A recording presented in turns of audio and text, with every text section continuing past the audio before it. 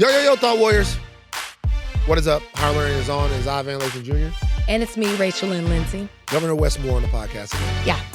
Pretty wide-ranging interview. It was good.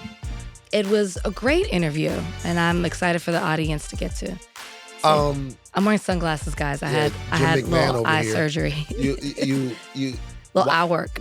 So you got so I guess my question is, could you have worn like regular sunglasses, or do you have to wear those specific sunglasses that they give you? So I probably could have worn regular, but I don't want an indentation. Like all my sunglasses have the little things right here on the nose. Mm-hmm. So I like these because I feel like they're not going to be as much of an indentation. When you go to your family reunion, it's always one of your aunts that has these on. For sure. Like, you want some black eyed peas, baby? I kind of like them. I think it's a vibe. I think it's kind of cool. Yeah. You know, like kind of give you the whole Oakleys in the 90s type of swag. You fucking with it though. Yeah. I feel like I can make this work. More guys have been reaching out about you. I don't know if did I change something? What's up? No, they've been reaching out. What do you tell them? I told you about this earlier. I realized that you approach dealing with people reaching out about your female friends differently than you do for your male friends. Mm-hmm. You know, if I'm walking down the street and somebody stops me and they ask me about like Donnie, let's say Donnie was single. He's not. He's got a loving relationship with a kid, beautiful family. But let's say Donnie was single. Walking down the street, lady asked me, "Hey, I think Donnie's so cute." Don't matter who she is. Don't matter what she look like. Oh, all right, cool. I'll tell him what's up. No problem. I'm going to come back here. Hey, Donnie, the lady that worked at Verve Coffee up there, she say you got it. Mm-hmm. Go see what's up, because I never know what Donnie likes. Mm-hmm. But if I'm walking down the street or if I'm anywhere, even with one of my friends, and somebody asks me about you, it's like, you know, Van, what's up with Rachel? Why? You go into Big Brother mode. Like, why? Why? What you mean, what's up with her? What you mean? She went to Texas. That's what I was. Yeah. Like, why? She from Dallas. Why? So I'm trying to see what's up. Nah. Who's the ideal person for me? What? Like, who's the ideal? You telling all these people no. Who is the ideal person that you want to see me with? Sonic the Hedgehog. Why, Van? Very fast, blue, brilliant fur. Has not fur being a characteristic that you want from me. I didn't say fur. I said brilliant fur. Sonic has a childlike aura. He has special powers. He helps people. And he's also not from around here. So if you're asking me, it's somebody like that, a mythical creature. I like a mythical creature, but the fact that you were so specific with Sonic the Hedgehog makes me think you've thought about this before. Well, Mario's out of your league. Wow. You can't get Mario. Luigi? No. What? Luigi is obviously gay. Oh, yeah, Luigi, Luigi is, Mario's out of your league. If I'm ranking you on the video game characters that would date you and that you would like, Sonic is the leader of Sega. And Sonic's cool. Sonic is the man. Yeah. 3 hit movies, maybe 4. You know what I mean? Sonic is the man, but like Mario, that's like. What's the red one's name? I think that is Knuckles. Knuckles, yeah. So it is Sonic, it is Knuckles, it is Tails. Tails. Mm-hmm. And then it is Shadow. A little too young for me. Shadow the Hedgehog. I don't know Shadow. Shadow is played by Idris Elba. Interesting. Idris Elba in the movie. Interesting. Tika Sumpter is in these movies. Go watch the Sonic James movies. Marsden. I've seen a couple of them. Not bad. Well, you ain't seeing nothing right now. All right. Governor Wes Moore in a little bit. We talked about everything that we could talk about with the governor. In the amount of time we had, we sure did. Yeah. It's great. Impressive political figure. I want to say something before I move on. I am currently right now watching the Joe Rogan interview with Jensen Huang, who is the CEO of NVIDIA. Mm-hmm.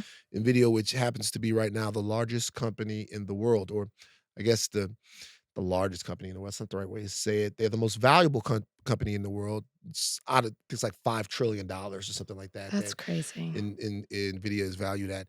I'm watching this interview for one reason. And that is? To determine just how dangerous Joe Rogan is. Mm. I went into it with an idea. Okay. But there is a chance that Joe Rogan is, in fact, the most dangerous man in America. Because of how he's navigating this interview. Not just this interview. I have to get to the end of the interview. I think I have about 40 minutes left.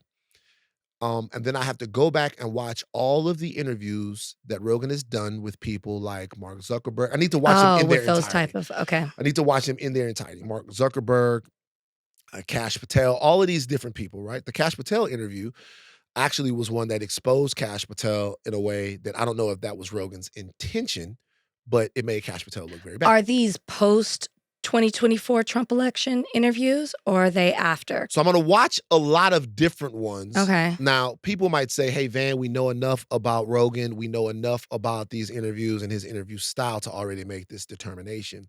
What I would say is, like, right now, we're in a really, really specific time. Mm-hmm. And that time, to me, is about whether or not we completely turn over our entire society to techno-feudalism.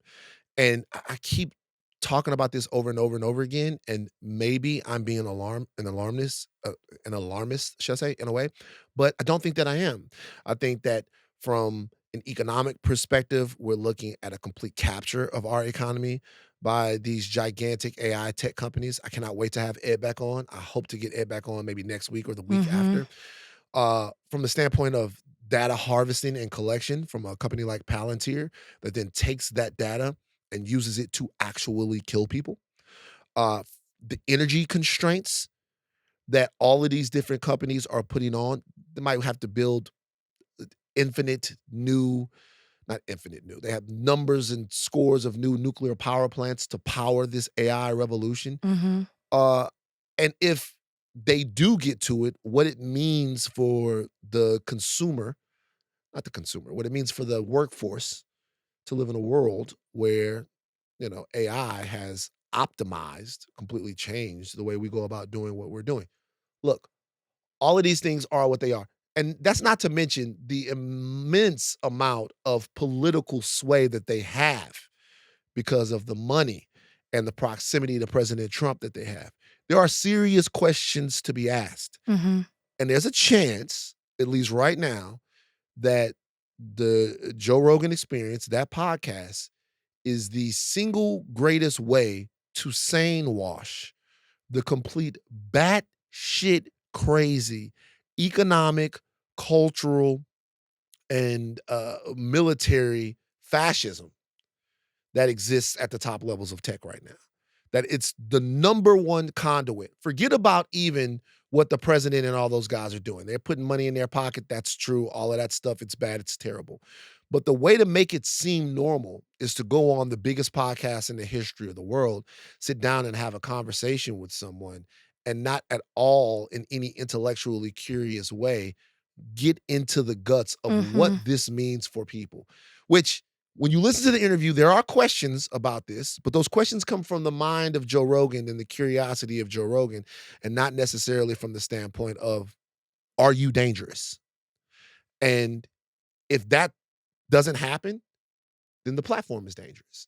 Like, I mean, when I say dangerous, I mean the most dangerous guy. Like, when you see this stuff and you look at it, if you have a conversation, if you dive into like what Palantir is doing and what some of these other places are doing, there's just no way to look at them without asking serious existential questions about what it is that they're doing and want to do. Well, I'd be shocked that if he doesn't ask some of those questions, just because so many people have a fear of it because they don't understand it. So he doesn't ask any questions in regards to.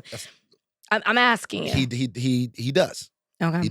He does. But I need the interview in its totality. I'm not going to make a decision from clips. I need to watch these interviews in the totality to really be able to form this. But when I first saw Jensen Wong on there, and I just could give a fuck less right now about the history of NVIDIA. You can get that from a YouTube video. You can get that from an article. Right. What we need to know We're about here now. the present of NVIDIA and what NVIDIA looks at its future as. And you get these guys up there, they're not doing a whole ton of long form interviews with anyone that seems particularly interested in the damage that they could do. So, I don't know. It's a great question. All right. Now you made me interested. Now I want to go listen to it. Go listen to it. I will, actually. I will. All right, Donnie, goddamn it. Yeah, we got more fallout from Kamala Harris's 107 Days book. A reporter at The Atlantic, Tim Alberta, talked to Pennsylvania Governor Josh Shapiro about excerpts from said book. She accused Shapiro of taking over the conversation when he was being interviewed to be her running mate, allegedly insisting on being, quote, in the room for every decision. Alberta also told Shapiro about some of the questions Hara recounted him asking her during the interview, including questions about the size of the vice president home and if the governor could loan Pennsylvania art for the residents. Governor Shapiro allegedly said, or according to Alberta, said she wrote that in her book. That's complete bullshit. I can tell you that her accounts are just blatant lies. I mean, she's trying to sell books and cover her ass. And then he caught himself and backtracked and said, I shouldn't say cover her ass. I think that's not appropriate. She's trying to sell books, period. I found this to be interesting. Why? That he would come at her directly in that way. Why? Because his reputation is him being very poised and very calm and collected? No, he likes to mix it up, but he doesn't seem to fear blowback from that. And there was a time when he would have. When she was vice president? There was a time when, at least to me, unless he's just, he does have a little bit of a, he's a little bit of a hothead. So maybe he spoke without really thinking about who he was talking about and what he was talking about. But there seems to me that there was a time when you would have thought twice about going at her that directly and making that into a headline. Why do you think that's changed then? I don't know. Like I'm waiting for the response of the K-Hive and of all of the people that. Do they call themselves that? Yeah, the K-Hive, Kamala Harris's people. No, I know what you're referring to. I didn't know that that's what they call themselves. There was a point where we were having a serious conversation about how it was, like whether or not it was okay and how you criticize Madam Vice President. I mean, if I look at it that way, then it has to be the timing of it all, right? She's no longer vice president, and you don't know if she's running or not. And if she is, she kind of took she kind of called you out on things that I feel like maybe have been whispers, because I do think that he comes across very collected, very calm. Of course, he gets heated about things that directly impact him, but you don't really see him get into the weeds of it all. Like, he doesn't really get into it. I mean, if it's Trump, that's one thing, but not necessarily with other Democrats. You don't really see him do a back and forth. And this was what appears to be out of character, but I feel like in small circles, it's always rumored that he's a little bit of a hothead at times, or that he might be a little bit more, not as calm as he presents himself to be. She doesn't have the same leverage, I guess you could say, that she had in 2024. She's not the candidate. She's not the vice president anymore. Now she's possibly your competition if y'all both decide to run in 2028 or maybe beyond. So I think he probably looked at it as like, she's not in the same position. I'm not saying I agree with what he said. She's coming after me in her book. She didn't give me a heads up, because that's what you learn about in the interview. When the reporter in the Atlantic says to him, oh, we have excerpts from her book in 107 days. Have you seen it? He says no. He reads it and he's like, she wrote that in her book? And he's like, did she give you a heads up? And he's like, no. So he probably thought, oh, this is fair game. Are you gonna come at me, expose me? Let me talk about what it is that you're really doing too. You're trying to sell books. I think my question is more about the durability of her cultural position. And that is something that we're going to see. Look, 26 is going to be the year that all of these prospective candidates are going to start attacking each other. Maybe not 26. Really, after the midterms. After the midterms, yeah. They're gonna remain pretty unified. They should until after the midterms, and then you're going to see the politics shift into high gear once they have been able to look at the results of the midterm and determine how strong the Democratic brand is. If the Democrats were to lose the midterms, the primaries going into 28 would be fascinating, because they would have to politely take chunks out of each other's asses. If those midterms go their way, which it seems almost certain that they will, then they can just bring the knives and the swords out and just hack each other to pieces. But like, I'm interested in, like, legitimately how durable her cultural position is. I mean, if elections were coming up and they had to like throw their name in that next year. I don't think the book did her any favors. I really don't, culturally. And we talked about that on the podcast. It You either think the book kept hurt her with black ladies? No, I think black women are always going to support Kamala Harris. I don't think that it hurt. No, not with black women at all. I just think that it didn't move the needle for her. I actually think the book was a kind of a test. I think she always would have come out with it, but it didn't move the needle into people either rooting for her more. It either kept her exactly where she is or it got worse, in my opinion. I mean, you saw the headlines that came out. The headlines made the book seem worse than it was. We read the book. It was not that, she was not that critical of the Democratic Party. We always say it was Joe Biden and Jill Biden and Gavin Newsom that got it the most in that book.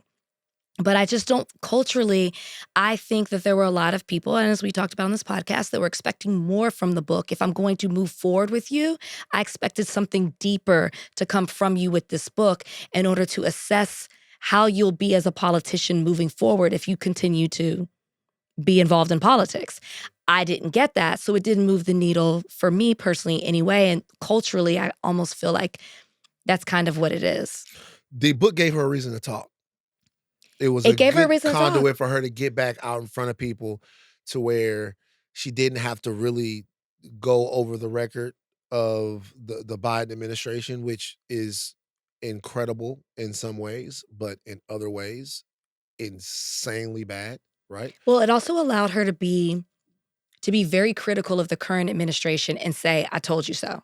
Mhm. See, this wouldn't have happened. Right. Like I said, a lot of good came out of the Biden administration. Really, it did.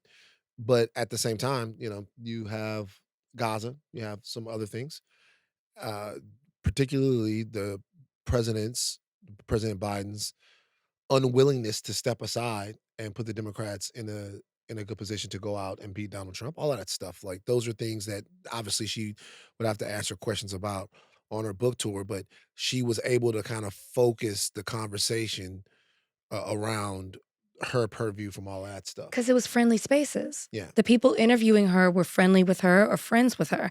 And it's a book tour. So I'm not saying she should have gone to places that may have pushed against it. But yeah, she was able to avoid it because she was in the right place. Netflix. Yeah. The Diddy documentary just came out, and a spokesman for Sean Combs called the 4-part documentary, which is titled Sean Combs: The Reckoning. They called it a shameful hit piece that relied on stolen footage. His spokesman said that it's, quote, fundamentally unfair and illegal to use his private recordings, but Netflix says that the material was obtained legally. Their quote is, the claims being made about Sean Combs: The Reckoning are false. The project has no ties to any past conversations between Sean Combs and Netflix. The footage of Combs leading up to his indictment and arrest were legally obtained. This is not a hit piece or an act of retribution. Curtis Jackson is an executive producer, but does not have creative control. No one was paid to participate.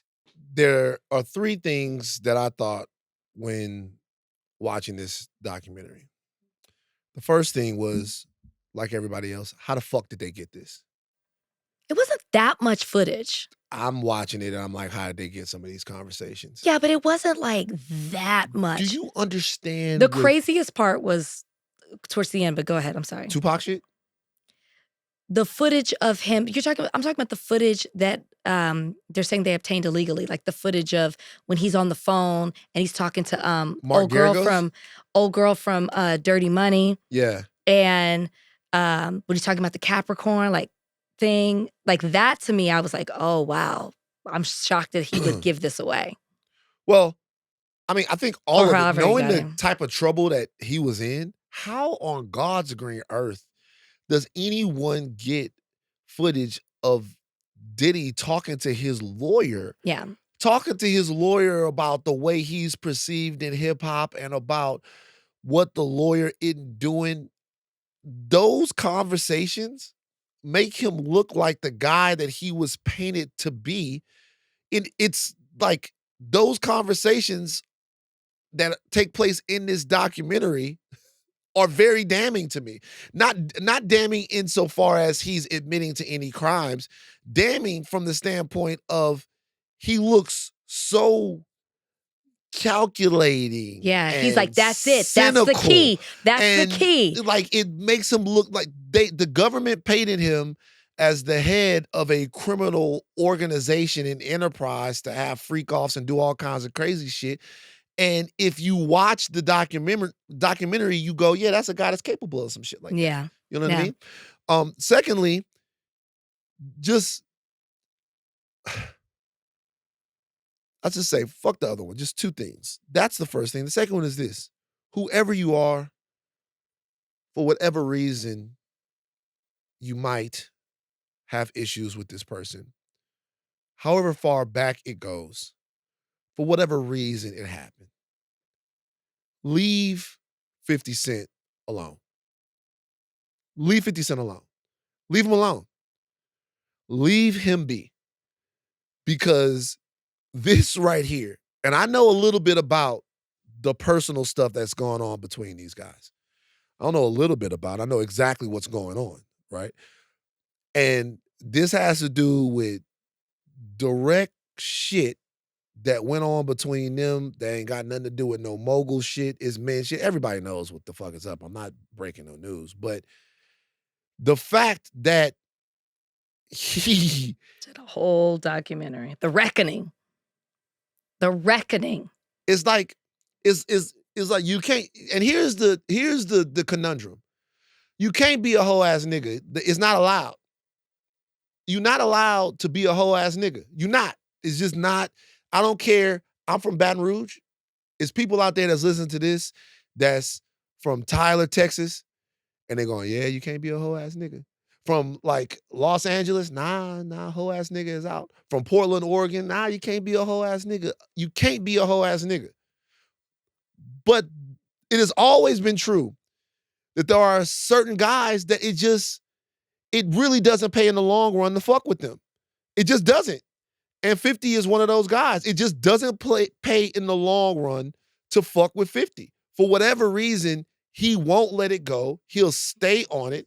And I don't know what it is, but the opportunity always presents itself for him to fuck over you. It just does. I don't know why. He gets the chance to fuck over you. Well, it's because the people he's going after are also involved in some fucked up shit. What was Ja Rule involved in that was fucked up? Fire Festival. So, Fire Festival. So when I watch this, when you watch this as a documentary, it's really a good documentary. It's shot so well. Yeah. It's really, really good. It's really, really good. I think even you're right about the conversations he has with his attorney, and he's like, that's the smoking gun. That's the smoking gun. Like he's telling him, we got to use that, when it looks like he's messing with witnesses by calling them when, particularly with the Dirty Money situation, when Don sued and he's talking about Don's suit, and then he calls, I'm so sorry, I cannot remember her name. Kalia. He calls Kalia.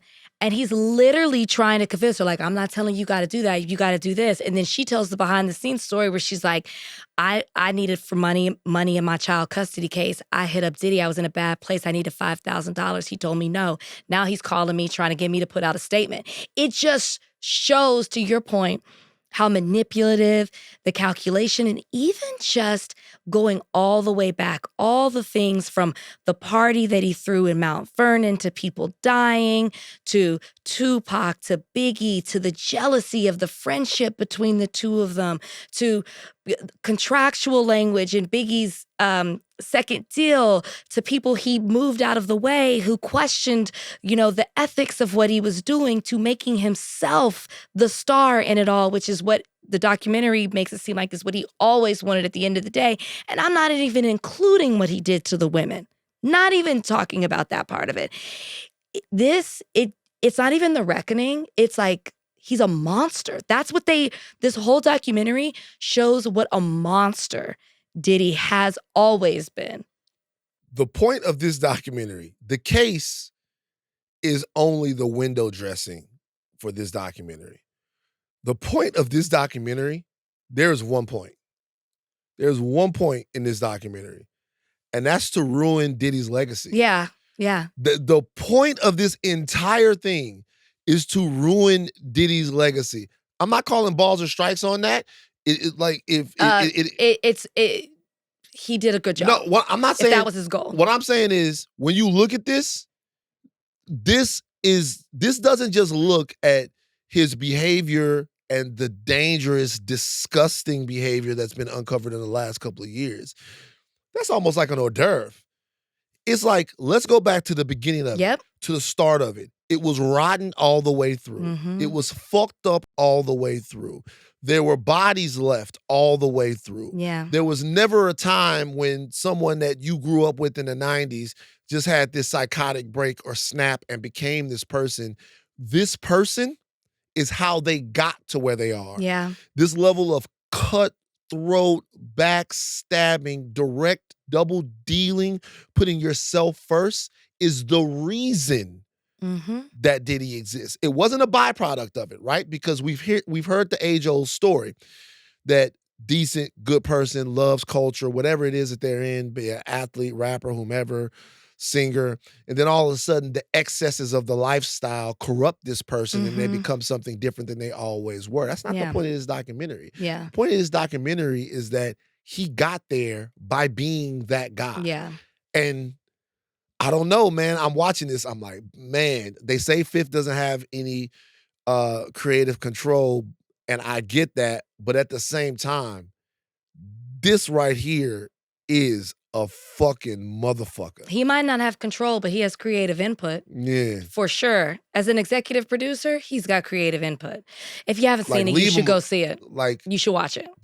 I know, we can't be hoe-ass niggas. We can't. It's against the rules. You should watch it. We can't be hoe-ass niggas, but there are some people, I'm just gonna be real with you. There are some people that last thing I'll say about this before I leave, before we go, before we leave this topic, before we get off this topic. There was a guy in the neighborhood in Baton Rouge, and this guy will kill you. He'll kill you. All right, there's the guy in there, he'll kill you. You will have a fight with him. You'll whoop him, or he'll whoop you. But he was a fucking body man. And you knew that if it was up with him and you had a bad day, and he had a bad day, he'll come back, he'll kill you. He'll kill you. We know that. Whenever you was in a situation, you had to do the calculus in your mind about whether or not it was worth it with this guy. You had to think about it. You had to be like, all right, we're here. This guy said, we going back and forth. Is it worth it with this guy? Because you have to ask yourself a question. Will you kill him? And if the answer is no, if the answer is no, then you gotta think about it. You can't be a whole ass nigga. You can't. But you do have to think about it. Like, this guy'll kill you. And this the type of shit that you gotta think about when you fucking around with 50, man. Like, you know, it's like it is what it is. We got Pharrell. I know, I didn't listen to the audio though. You didn't listen to the Pharrell audio? Want to hear it live? Yeah, let's hear it live. Let's hear it. Pharrell has responded to some of the criticism that people Which I levied on asked. him. What, you asked for the response? I asked for the response. So Pharrell's giving a response. Give us what Pharrell said. He was at the Shoe of the Year Awards 2025 Footwear News Achievement Awards on Wednesday, December 3rd, and he addressed the backlash. Let's hear what Pharrell had to say. Sound like this. Since most people don't like to read or do research anymore, sound like this. God is the greatest. Sound like this. I'm from Virginia. Sound like this. You don't know what I know. You ain't seen what I saw. No. You ain't been where I go. I'm from the mud. As a child, nobody's been evicted more times than me. Lights turned off, water turned off, and at times had to pump the water.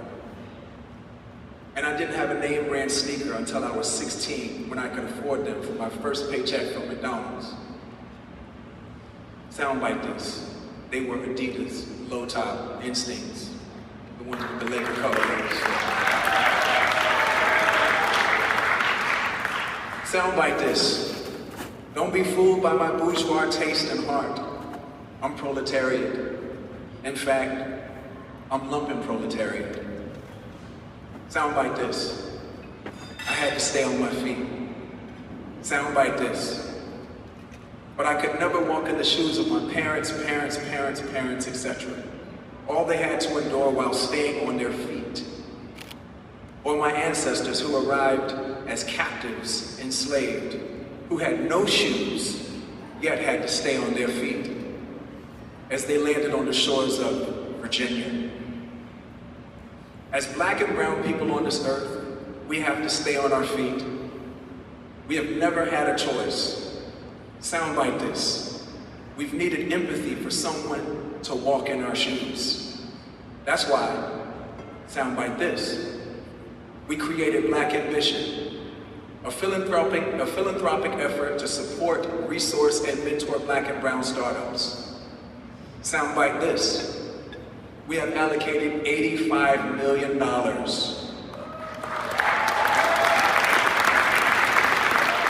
black and brown startups. Soundbite this. That's where the soundbite of me saying I hate politics, which was in response to the DEI support and donations drying up because of new policies. So yes, I got frustrated, and the soundbiters, they caught me lacking. But soundbite this. I will never stop fighting. I will never stop raising money to help level the playing field. Never.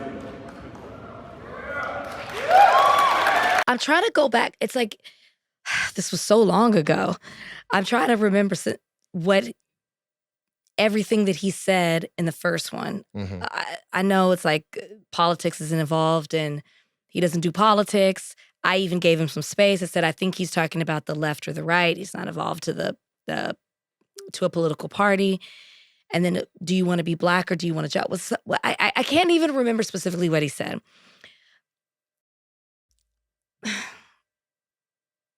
Good for Pharrell. Hmm. I mean, like, I can't remember exactly what he said the first time Mhm. to compare it to what he's saying here. What I will say is, it seemed like he was reading this. Mhm. So that was like he had a speech Well, prepared. he's accepting an award. Yeah, but he had a speech prepared. So Yeah. I think that his thoughts were more clear, more succinct, and he was able to get his message, maybe what he was trying to say the first time, off a little bit better with reflection, conversations, some criticism, and the fact that it was written down. So there's that. I feel like the soundbite, this part, a little dig when I feel like maybe it should be, I think what he said is great. And we talked about this the first time, where he's mentioning why he was talking that day, who it was benefiting, and how he's pouring into the community. But at the same time, I guess I wish, rather than the soundbite this, oh, the soundbiters, it's almost not as much taking an accountability for some of the things that you said that people were offended by or felt like you were taking a jab at the Black community. Instead, I wish he would have said more of like, yeah, he said that they called him slipping, soundbiters, but more of like, everything he said at the beginning was to the point that you made when you responded of politics is involved in every step of his life, in our lives as Black people. And maybe say I misspoke when I said I'm not involved in it because of this, and this, and how I grew up and how, my parents lived and how I lived and all of these things. It has impacted my life.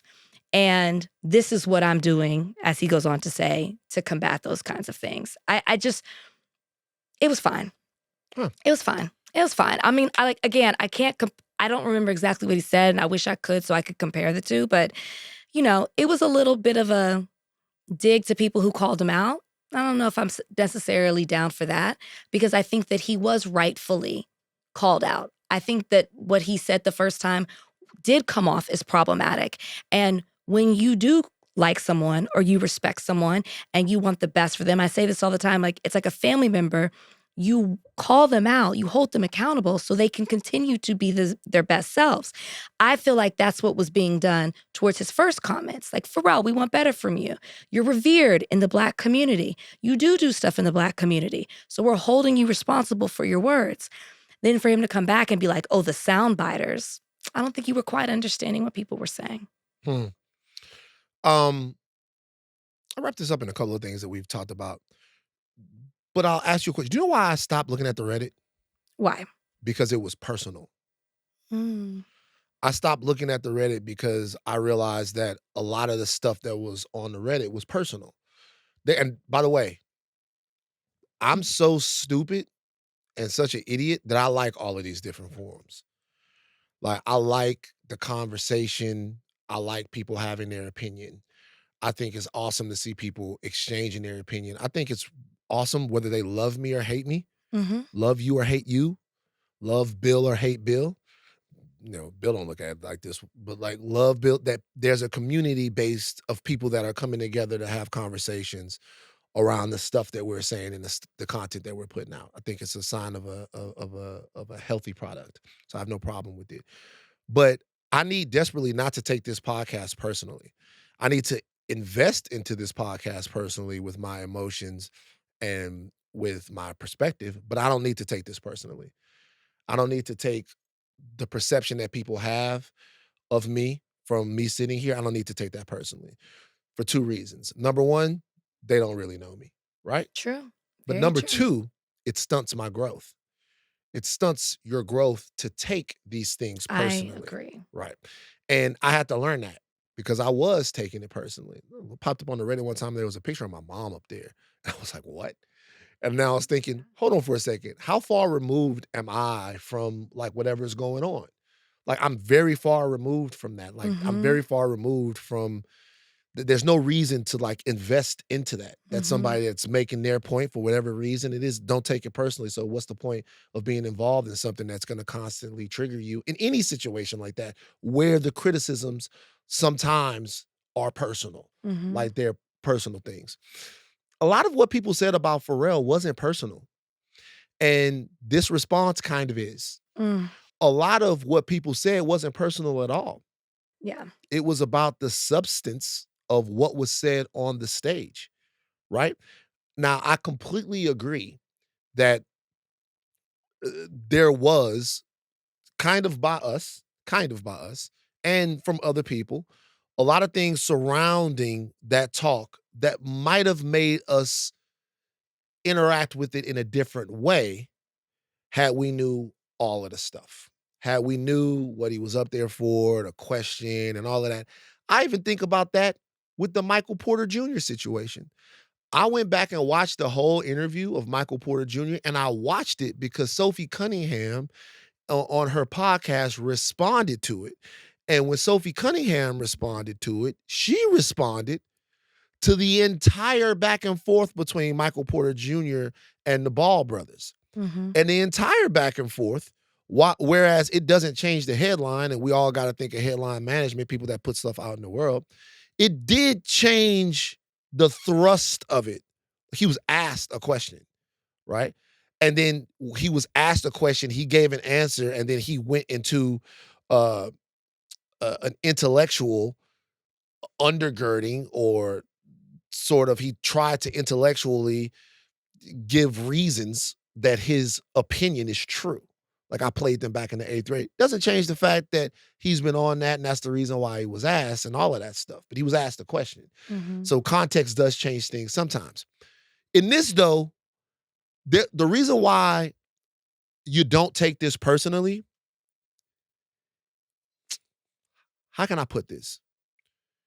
You don't take this personally if you are in community. And I keep saying that. So let me give you an example of something. Do you know who tells you how much they've done for you when you disagree with them? Your parents. Your parents do that. So your parents say something. You're 14 or 15 years old. They're voting for somebody you don't like. They're saying something you disagree with, and you say, "Hey, that's not right from my perspective. I don't agree with what you're saying. I don't agree with any of that." And then your parent looks at you and he goes, "I put food on the table. I put clothes on your back. You have the right to have a conversation with me when you can do that for yourself." Your parents do that. And you go, "Okay, cool." A lot of times when we're having conversations with our luminaries about things that we disagree with them about, they're very direct about everything that they've done for us. That's not being in community with someone. Mhm. That's not what you do. Like, you're you don't you you can't shut somebody up with good deeds, and you shouldn't want to. What you should want to do is be like, why are they pissed? Yeah. That doesn't mean that you give into it. What happened here? Because the biggest crime in the world is when your words betray your deeds. Mhm. Your deeds should speak for themselves. Right. That is very true. Right. But when your words betray your deeds, that means that your thoughts aren't in tune with your actions. And in order to be a consistent member of any community, your thoughts have to be in tune with your actions, and your actions have to be in tune with your thoughts. You Mhm. are human and you will fuck that up. Absolutely. But when you do, hopefully, you have enough love and respect for the people that you are in community with Right. that you'll listen to them. But if you big time them, you create eternal enemies. If you big time them, and if you remind them of where you are, who you are, how you got there, and what they don't know, then they're gonna be like, oh, you're not one of us. Cool, so fuck it then. So, and so to me, everybody, and by the way, when I was on the phone with him, that's what he was doing. When I was on the He phone was with big him, upping you? when I was on the phone with him, what we were talking about is the sincerity of what it is that he does and why he does it. And I've had conversations with so many people who really don't have to be doing the shit that they doing. They really don't. Mhm. But the part of it where we have the conversation and it's not about giving you an award or streaming the music, it's not about being in perpetual celebration of you. It's not about continuously telling you over and over again how great you are, how beautiful you are, how genius you are. When we say, wait a second, that's kind of not, oh, no. You're not on this level. That's not entirely what this was, but there's a twinge of it. Mhm. And it's anti-community. It's anti-partnership. It's anti-progress. It's anti-movement.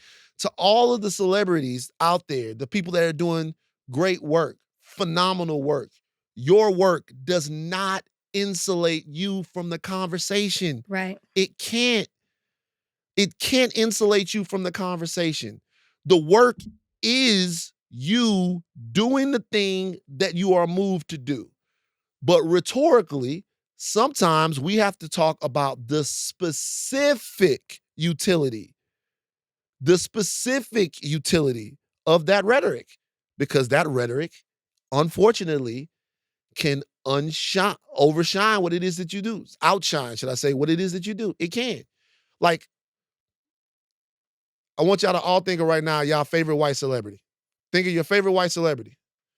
They donate $10 million to the United Negro College Fund. Who's your favorite? Who's your favorite white celebrity? I really was trying to think of this. Now you know who it is. It's Glenn Powell.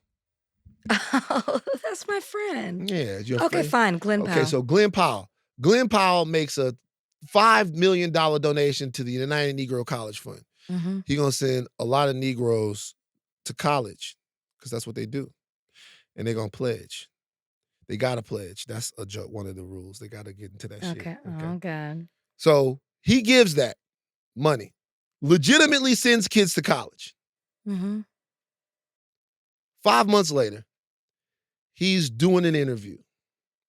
And he says, you know what? Not doing an interview. Five months later, his N-word tapes come out. Your friend Glenn is like, yeah, man, like I love to ride horses, but I don't like seeing niggers at my ranch. He would never say this. You don't know that. Come on, keep going. It matters. Yes, it would, of course.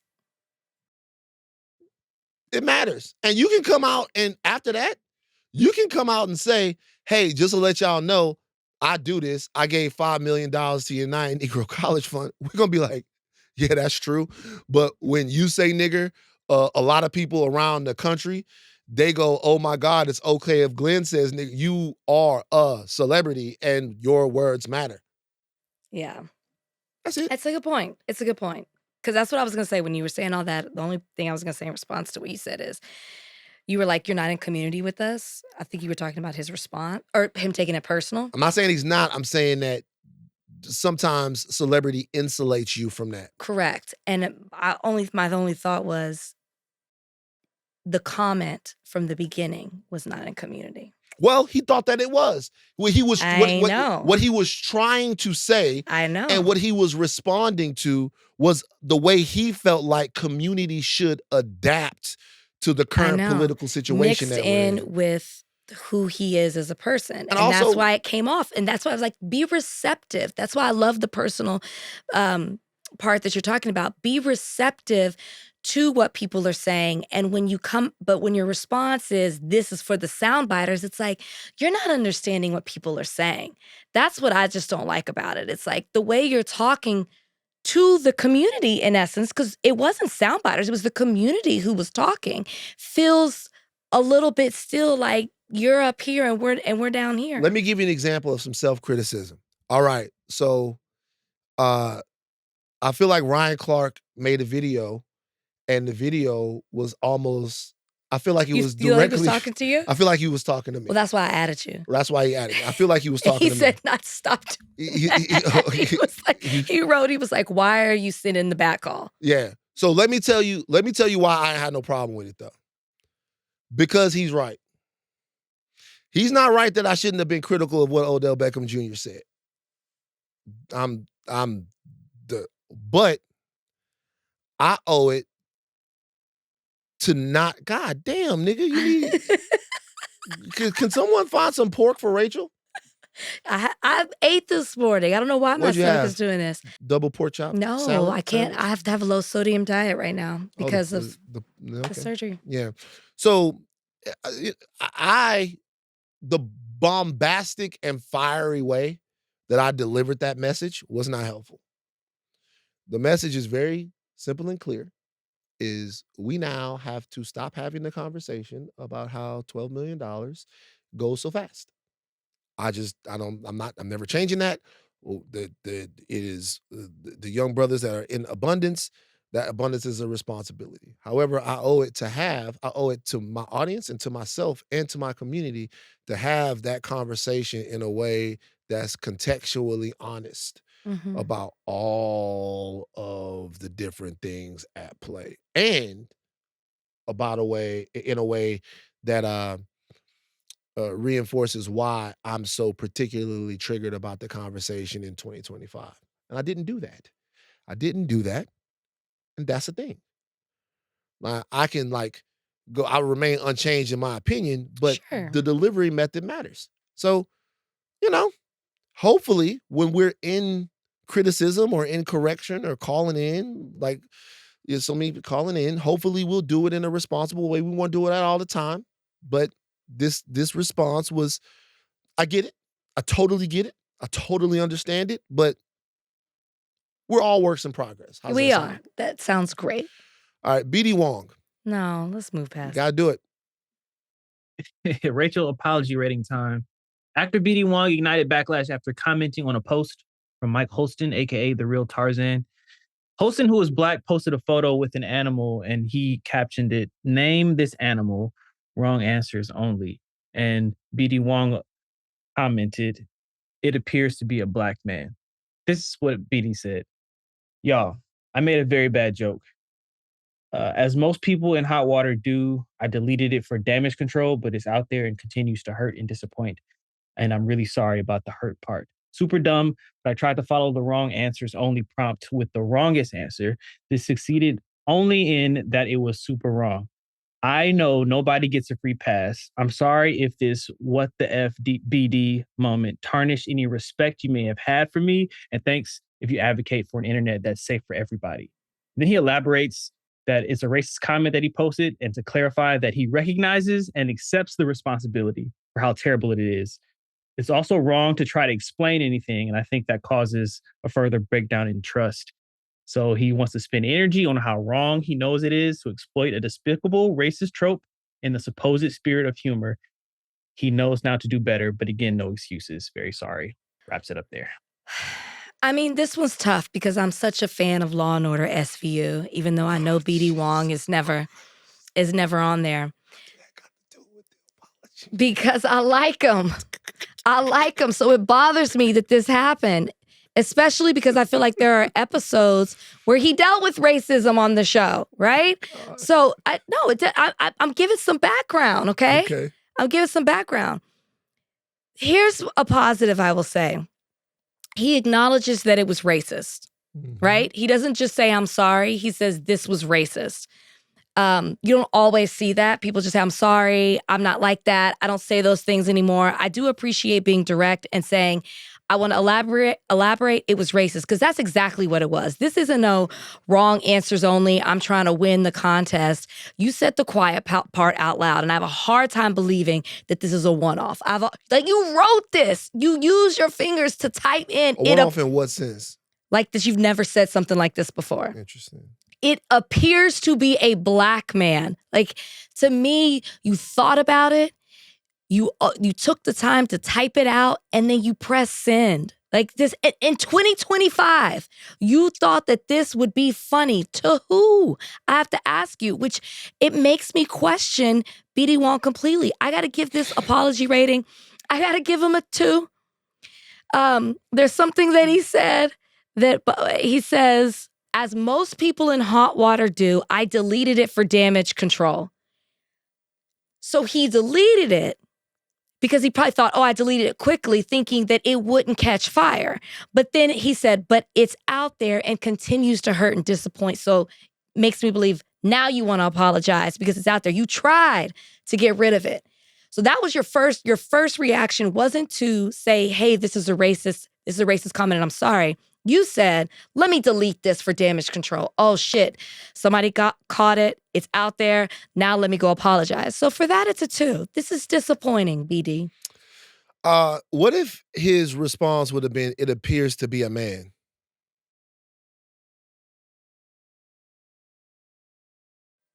I still would have seen a black man. I would have looked at that like, BD, you fucked up. But it would have been less direct than it appears to be a black man. The black there is doing a lot of work. A lot. BD fucked up. BD fucked up. Apologize. You got your 2 apology rating. Now we can have another conversation about the fact that we're aware of how black people have been treated in the past and beastified and animalified and all of that stuff. And we don't appreciate that, right? We're not going for that. I don't know if BD knew in his mind what he was typing was super racist or if he had any idea of the historical context of it. I don't know that. I can't say that he's a racist because of what he did. Well, he said it was a racist comment. It was a racist comment, but I can't say that means that he's always thought racist stuff. I can't say that. I get what it means. My mom used to always say, you pop a pimple, you only expose what's on the top. It brewed up from the bottom. Yep. So I get that. I sometimes don't believe that. I sometimes shy away from that. But I'll say this. You know what this really gives us the opportunity to do? To talk about the real Tarzan. That nigga crazy. We've talked about him before. That nigga you crazy. Just learned about him. That nigga something else, man. Like, I never thought that we should have him on. I never thought it could be a brother that exists in that space. Because it's brothers now that's existing in the animal space. It's him. It's a brother on Twitter called Crocodile Cam. Have you ever seen him? No. Crocodile Cam out here. Brothers into animals. The one guy that was into animals from back in the day, remember him? With all the deer? No. You don't remember the guy with the deer? Donnie, you don't remember the guy with the deer? I don't. You gotta elaborate. Am I tripping? There was Brother Nature. Y'all don't remember Brother Nature? Vaguely the name, but I can't see. He apparently fucked up in some kind of way. I was wondering what happened to Brother Nature, and then people were like, then I saw this video of him, and he apparently fucked up in some way. So I guess he is out of the animal space. But I want to do a deep dive into the black man animal space. This is liberating. I see the real Tarzan with snakes. Oh, he's wild, yeah. Boar and fucking around with goddamn lions and all of that shit. Snake, big ass snake.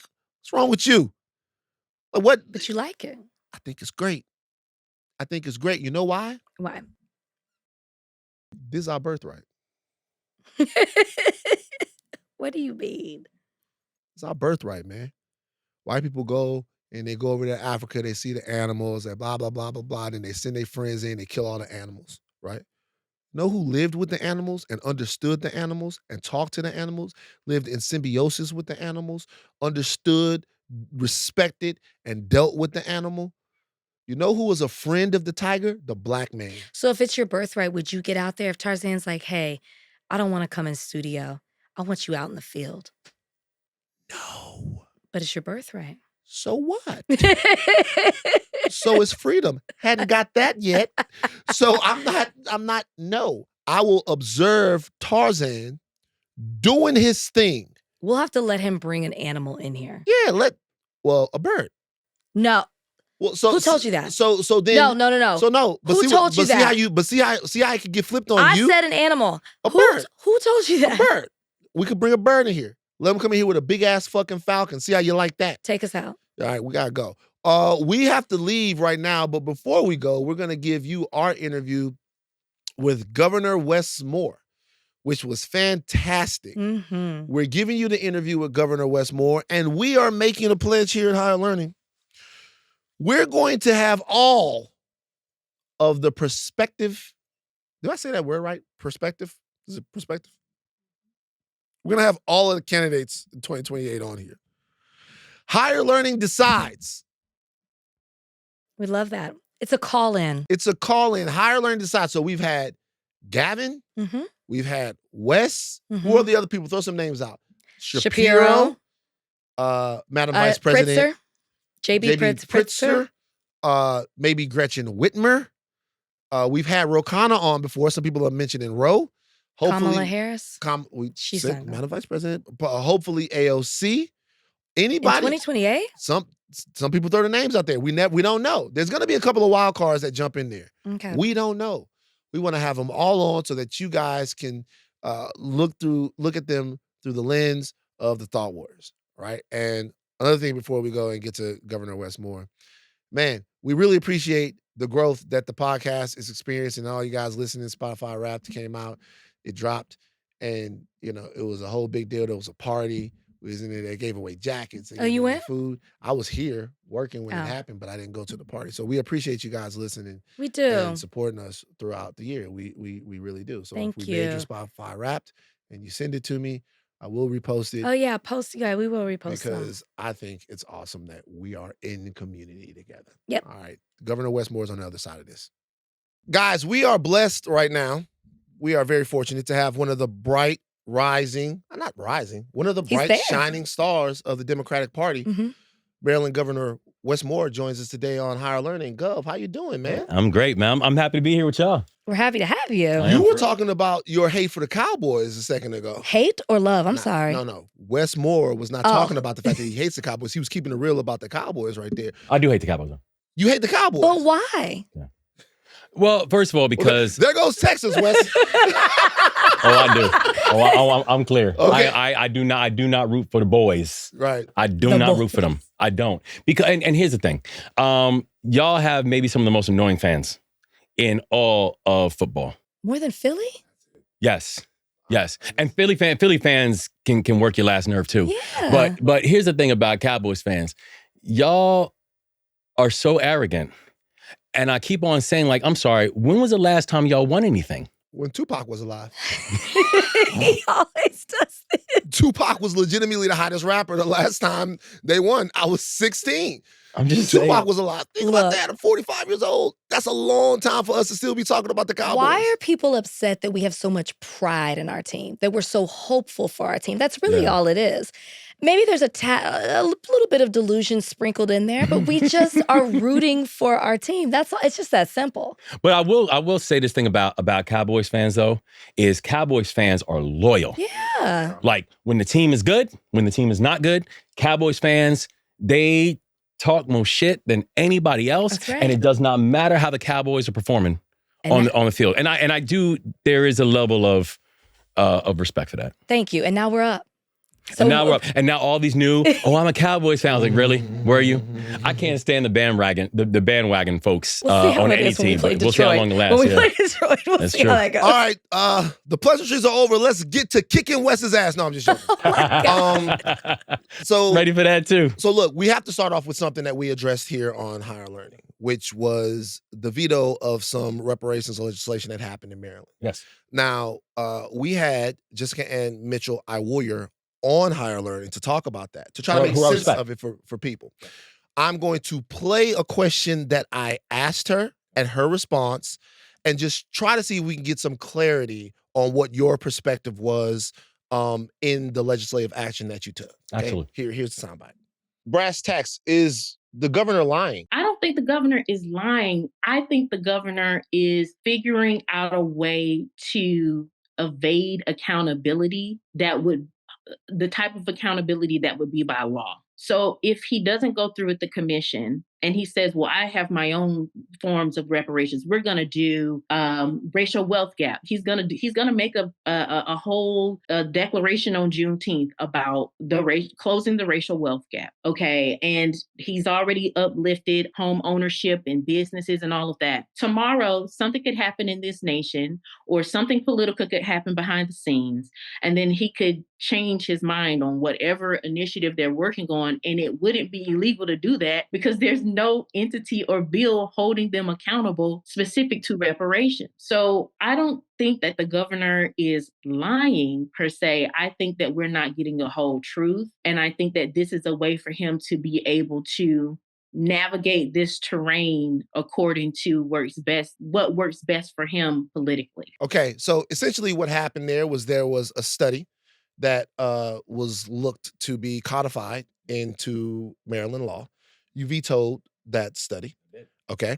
And then the reverberations of that across the country were you're vetoing the progress of reparations in the state of Maryland. We brought on Jessica to talk to us about it, and I guess her take was that you were doing that to make sure that you didn't ruffle feathers politically. Yeah. Okay, what was the reason that you vetoed it? And try to make a sense of that to people that look at reparations as a necessary conversation for African American people. Yeah. Well, first, I have all love and respect for Jessica and the work that she does, and for this issue. I mean, this, as Jessica will attest to, she talked about two different things here. One is the work that we are doing right now, the action items that we are doing. Right. So I don't think Jessica is arguing that we are actually doing action. We're doing the work of repair right now. And also, I think she would also argue that this is a very personal issue for me as well. People say, you're the only Black governor in the country. And, one of the youngest governors in the country, only Black governor in America, only the third African-American ever elected governor in the history of the United States of America. But this issue is still even more personal to me than even just that. Because like my grandfather, the earliest memories that he had was of this country racially neglecting him, was a Ku Klux Klan running my family out of this country. That for me, one of the earliest memories I have was watching my father die in front of me when I was 3 because he didn't get the health care he needed. So like, this is a very personal issue for me. When we're talking about what is the legacy of chattel slavery? What is the legacy of Jim Crow? What is the legacy of redlining? What is a legacy of these really creative and horrifically racist policies that have been bestowed upon my state and this country? The thing that I would say, though, when people are talking about the study is, did you actually read the bill? Because if you read the bill, you will see that what the bill is, it's a 2.5-year study on something that I don't need to study. That we have had 4 studies in the past 20 years in the state of Maryland alone on these types of issues. And I know that for a fact because one of which my wife worked on. And so now at a time when we have a Black senator in our state, a Black Speaker of the House, a Black Attorney General, and a Black governor, the definition of bold is another study. During the same time that I vetoed that study, you know what I also did? I also allocated over $1.3 billion to Maryland's HBCUs. Historic number, over a 60% increase from my predecessor. During the same time, the action steps, right? Right. During the same time that I vetoed the study, do you know what I also did? I introduced a bill and signed a bill on procurement reform, making sure that Black-owned businesses are getting their fair share of state government contracts. We've now allocated over $800 million to Black-owned businesses in the state of Maryland since I've been the governor, a historic number, creating more Black millionaires in our state than we have seen in times past. You know, at the same time that we did that I vetoed a study, I created a new department in our state, the Department of Social and Economic Mobility, focusing on how can we protect these platforms for Black businesses and inclusion of diversity and inclusion platforms, despite the fact that the federal government is trying to sue us for it. You know what we also did during that same period of time? I pardoned not just over 175,000 misdemeanor cannabis convictions in the stroke of a pen, the largest mass pardon in the history of the United States of America. And by the way, last Juneteenth, I pardoned another 7,000 people and also allocated $400 million going exclusively towards Black communities and communities that have been historically neglected and historically hit by Jim Crow policies, by the history of chattel slavery, by the history of unfair appraisal values in historically redlined neighborhoods, by mass incarceration. So we're doing the work. We are actively doing the work of repair. And the issue that I had with that bill, and I hope people actually take a look at the language of the bill, is that it goes back to the same frustration that I have about how are we responding in this moment. That we are watching the greatest assault on Black female employment in the history of the United States of America taking place right now. No one is walking up to me and saying, but what about my 2.5-year study? That this is the paternalistic permission structure politics. That oftentimes when people say, when you don't want to deal with something difficult, do a study. And that's how you deal with it. Well, I actually want to deal with it now. Governor Moore, I think what people would say to that is that the reparations movement that has been championed for a long time by people like Jessica, people like Yvette Cornell, Tone Talks, that part of that is having what Jessica said in the interview, is having these studies, which she actually calls reparations trials, which makes places like the state of Maryland or any other state or district that you might be in have to legally commit to investigating historic disparity and actually doing things as codified by law to take those steps of repair. I actually, when this first happened, I didn't understand the veto either, but I understand the rationale, action over a study. When she came on, though, she was actually very, very convincing in the fact that these studies, forcing places like Maryland, California, Louisiana, Texas, wherever they're going to happen, forcing them by law to have to commit resources to looking at all of the repair that's needed in those communities is very important. And reparationists across the country would say that they are also very important. Do you not think that making them do that work by law is important? Or do you think there are other ways that we can do it to where we don't need that? I do think it's important, but that's not this bill. That's the point. Read the bill. Because that's not what this bill is. That's not what this bill does. What Jessica's talking about, there's an admiration that I have for what Jessica's talking about. And frankly, if we want to talk about other states, for perfect example, I did not have the equivalent of AB 7 sent to my desk. AB 7 here. Sorry, California. California, yeah. That bill was not sent to my desk. So it's not the same thing. I actually agree with a lot of the merits in AB 7. Mm-hmm. You know what bill was sent to my desk? A 2.5-year study. That's my point. What Jessica's talking about, I actually think is righteous. That's not what was sent to my desk. Last question on this. We can move on. Do you view reparations as a divisive political issue in America, or do you view reparations as a political issue in America that is central to understanding the historic disenfranchisement of Black people and is also central in doing the repair to Black communities that America has refused to do in its history? I mean, you cannot look at the history of this country and think that we don't need to be able to be very serious about the harm that was done to Black people in this country. Right? I mean, like, this loving your country does not mean lying about its history. Certainly. And I think particularly we're coming up to the 250-year anniversary for the state of Maryland. We've been doing a lot. And I've been very clear that in this process of celebrating the 250, I'm going to make sure that we tell our accurate history, flaws and all, that this state and this nation is remarkable. It is, I truly believe, the greatest experiment in world history. This idea that you can have a representative democracy, bringing people from around the world to all believe in the same central concept. But I think we need to be very honest about the fact that the United States has not completely figured this thing out. Right. That this is still very much a work in progress. That, in my state, we are the northernmost southern state in this country. The bloodiest battles of the Civil War were fought in the state of Maryland. Yeah. That we were the home of Harriet Tubman and the home of Frederick Douglass. That we were the birthplace of redlining. The same policies that we are seeing all across the United States. Guess where it started? Maryland, Baltimore, Maryland. And so I absolutely believe that we need to have the work of repair and what reparative action needs and how it should take place and what it should look like. I absolutely believe that this idea that we should wait on it or take a long time to figure out what that, like, no, absolutely not. I think we've got to move now. And I think, frankly, particularly in Maryland, we have a unique opportunity to do it. And that's my only point. So if the right legislation comes across your desk, you will sign it. 100%. Fair enough. And and again, something like AB 7 did not make it to my desk. Okay. Fair enough. A 2.5-year study did. Fair enough. And so it got my veto. There you go. Makes sense.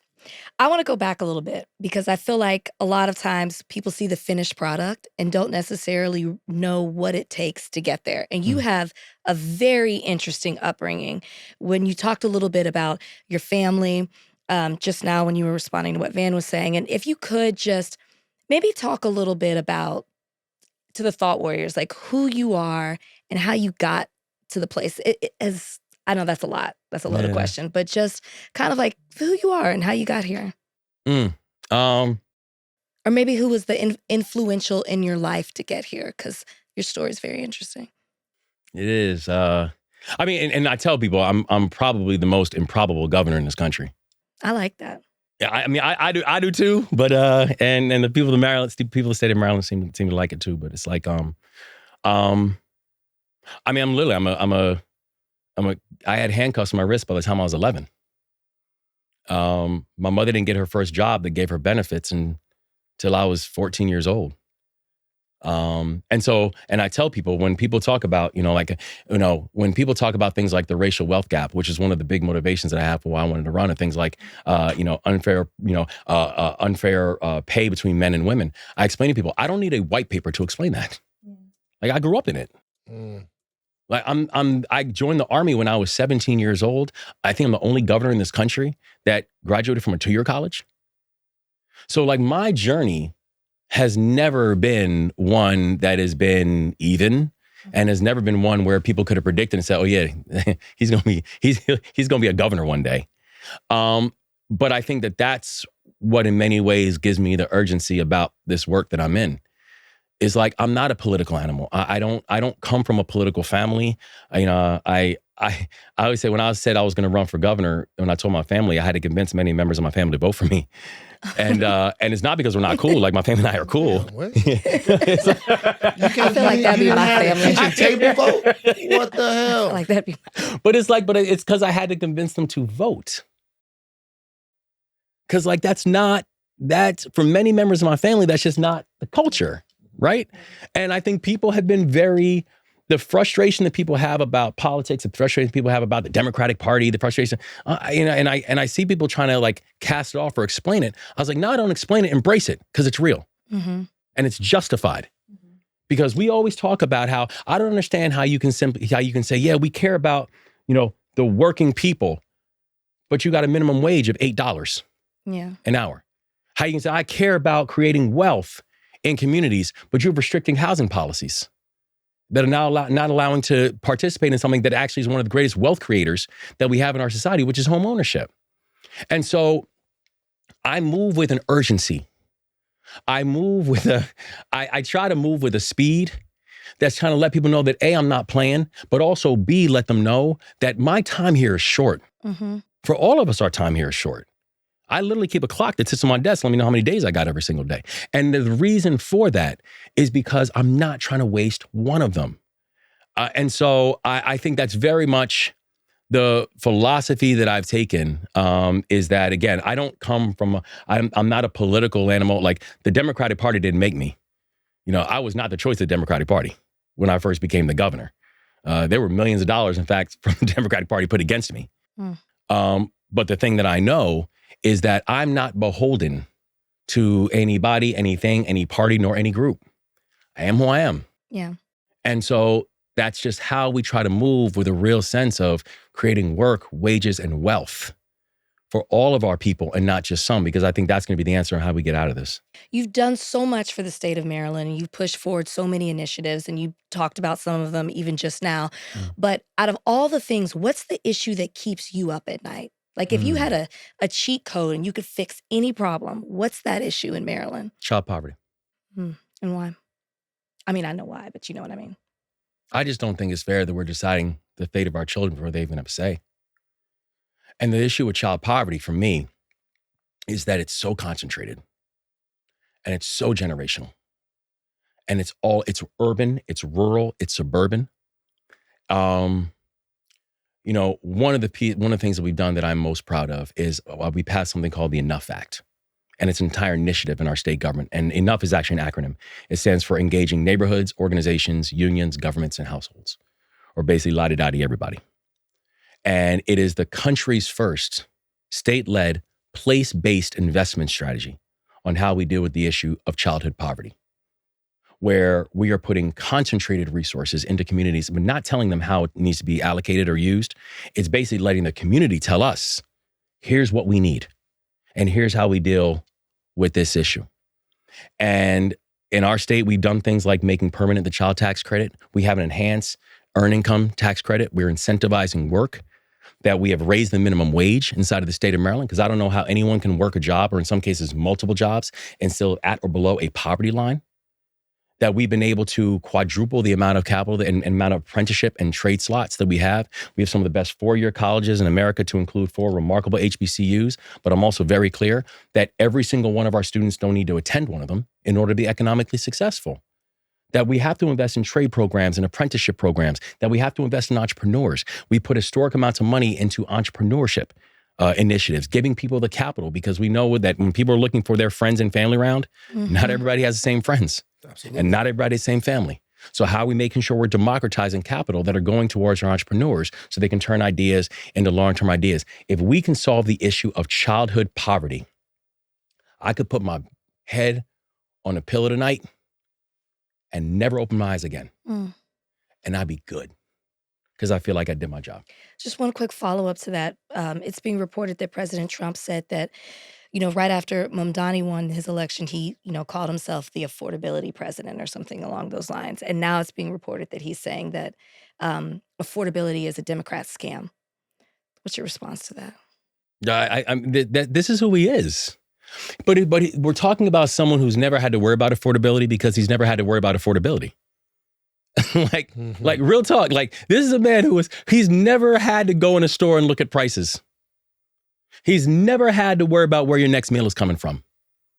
When he was sitting there literally breaking the law to starve people, when he was cutting off SNAP for people, and people asked me my opinion, and I said, why do I think that Donald Trump cares about SNAP? He doesn't know what it is. He's never had to deal with it. Yeah. He doesn't know what it's like for a family who is literally right now wondering, am I going to have enough money to make it to the end of the month to make sure that my children are going to be okay? He's never had to think about the fact that we have kids who are going into classrooms hungry, and you cannot learn if you are hungry. So, the idea that he thinks affordability is a scam or whatever, I was like, yeah, because when you have tariff policies that are making everything more expensive, when energy prices have risen over 20% since you've been the president of the United States, I understand why you think it's a scam, because, he knows this is something he has no interest in actually dealing with. And so he's just trying to pawn it off now, because he knows there are electoral disadvantages for the fact that the vast majority of people in this country, while you don't understand affordability, the vast majority of these people in this country do. Yeah. Or else they die. Exactly. Exactly. So the most expensive project, state-funded project in Maryland history is a jail. Yes. It's a jail that you guys are building. I asked around all of my super lefty friends, what do you want me to ask the governor about? A lot of it was sports talk. We're going to get into some of that later, but we have to talk about the investment. Maryland is one of the only states, I think it might be the only state where where the state controls the actual city detention centers, right? And you guys are I think spending, there's a few others, but we yes. well, one of the states, you guys are spending $1 billion on a jail, which I'm going to be honest with you, Governor, the headline to a person like me looks bad. It looks bad to commit that type of money that could be going to a lot of other places, to a place where people are going to be incarcerated. I read up on it, and it seems that there's mixed use for it. There are mental health facilities in there. There are treatment facilities in there. Yeah. But it is a hell of a lot of money to spend on one is. big county prison. Why is that necessary? And it's and so they had it as a women's pre-release facility. And I understand what people are talking about, the need. I get all that. These are decisions actually, frankly, made before I became the governor. And even when I was running and now as governor, I have said I have very real challenges and issues with this. And I understand some of these decisions were made before I got on board. I get that. I also know this. We are in the process of showing people that you do not have to choose between saying we want our communities to be safer and we have to stop the reality that Maryland locks up more young Black and brown boys than any state in this country. By the way, number 2 is Mississippi. We can both say we're going to make people safer, but the answer to making people safer is not locking up entire communities. And I think if you looked at what's happened over the past 2.5 years since I've been the governor, we've had amongst the fastest drops in violent crime anywhere in the United States of America, right? Well, the year before I became the governor, Baltimore City was averaging almost a homicide a day, right? A day. That we saw how the 8-year period before I became the governor, Maryland's homicide rate nearly doubled. Its non-fatal shooting rate did double. Now, 2.5 years later, we're now seeing that Baltimore City, the last time the homicide rate was this low in Baltimore City, I wasn't born yet. We're seeing now that homicide rates are at historic drops. Homicide, non-fatal shootings, and property crimes at historic drops that we're having not even just Baltimore, all throughout the state of Maryland. And we've been able to do things like have the largest mass pardons in the history of the United States of America, and also be able to say, frankly, that I am going to use the powers that are vested in me as the current governor, despite the decisions that made by previous governors, to be able to say, is that the right use of resources and platforms? Because I don't think we have to choose between saying we have to address the over-incarceration that is taking place and that has historically taken place within the state of Maryland, particularly for our young Black and brown boys in particular, and I can get on that in a second too, and saying that we have to address the issue of violence. And so for people who are saying that, I think people will also say that, I'm actually, despite, again, these decisions being made before I came on board, I'm actually the first governor to actually say, we need to think critically about this because I don't know if this is the right usage. You're not sure if it's the right usage. Are you saying that there is a chance that maybe you take a real critical eye on scaling back some of the money that's going to that project? Yeah, I understand. I understand the argument, what people saying, what the needs were, and why Initial Capital was arguing, particularly for this women's pre-release center. But what I'm also saying is that in this moment, we have the flexibility to think critically about whether that's the right space and whether that's the right capital usage. And I think it's important that not just I, but for the General Assembly, who also approved it, that they're willing to do the same thing. Donnie, I want you to look up a name real quick. Go to Mayor Brandon Scott's Instagram because I want to talk about what you guys have been able to do. That's my guy. If he was white, they would make him the Pope. I'm not bullshitting you at all. Like, I'm being completely honest. The thing that's holding America back from recognizing guys like Randall Woodfin, guys like Brandon Scott. Shout out to Randall Woodfin. Shout out to Randall Woodfin. Yeah. Like, guys, is the fact that they are Black. I saw on Mayor Scott's page, this sister that was talking, and Donnie, the reason why I wanted you to look it up is because this sister moved me as she was talking about just as the violence is a virus, but so is curing violence. Talking about the work that they were doing in Baltimore. Yes. And how she has noticed, you'll be able to find her somewhere, Donnie, how she has noticed that the work that they have done, changing the culture of violence in the city, has been catching on just like the violence catches on. Correct. What is the success story in places like Baltimore that America had deemed hopeless? Why is what you guys are doing working? Yeah. Well, it's working because we're actually working together. You know, one thing that we have seen is, and shout out to Brandon Scott, because he has been working and fighting on these issues for a very long time, even frankly before he became the mayor, when he was just on the city council on these issues. And Mayor Scott will tell you the story where he's like, it took me 8 months just to get a meeting with the old governor. He's like, and how do you, I just never understood this idea where people could say, because they would ask me, why do you spend so much time on Baltimore? Why do you spend so much time focusing on Baltimore? I said, they're like, oh, it's because, it's because you're a homer, because you're from there. I said, nah, because I'm good at math. It's the state's largest city.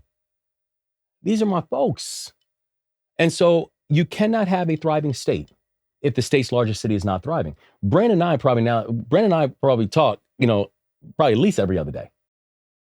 And it's like there is a real partnership, and it's a partnership that understands that, is there a role for local law enforcement? Of course there's a role for local law enforcement. And I've made historic investments in local law enforcement. Is there a role for supportive of technologies to make sure that if someone commits a violent crime, particularly with a firearm, I want them held accountable? And as I've said clearly, someone commits a violent crime with a firearm, I want them in handcuffs in 24 hours. Is there a role for that? Absolutely, there's a role for that. And the state helps to support that. We made historic funding in those things. But also, is there a role for the community? For community violence interrupters? How to keep that person out of handcuffs. Exactly. And how to make sure, because so much of the violence we're seeing is retaliatory by nature. It's like, Van, you get me. Mm-hmm. Now Rach come back and she's gonna get 3 of your people. Nah, she be on your side. But it's like, but it's retaliatory violence. Mm-hmm.